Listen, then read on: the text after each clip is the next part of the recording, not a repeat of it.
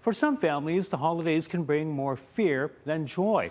And Lisa Burgos shares expert advice if you or someone you know is experiencing domestic abuse.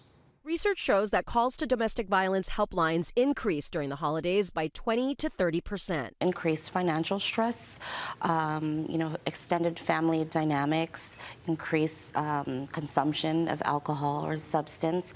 And I think that exacerbates existing tensions in the home that can trigger violence. The Domestic Violence Action Center says unusual behavior can be a sign a loved one is being abused and needs help. Unexplained injuries or illness, maybe a family member is withdrawn, or maybe they're canceling plans at the last minute. Hypersensitivity, hyper-awareness of what's going on, those are some of the common signs that you might see. Survivor advocates urge the public to speak up and report cases of abuse. It can help save lives. Express care and concern, to listen without judgment, and to let them know that there is healing and there's hope. What may look like affection could really be hiding controlling and jealous behavior, making it hard for a victim to leave an abusive relationship.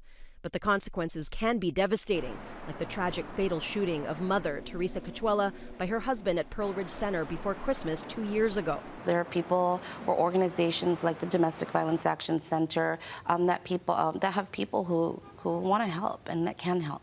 DVAC's confidential helpline is open weekdays at 808-531-3771 or 800-690-6200. Or you can reach out via chat or text message at domesticviolenceactioncenter.org.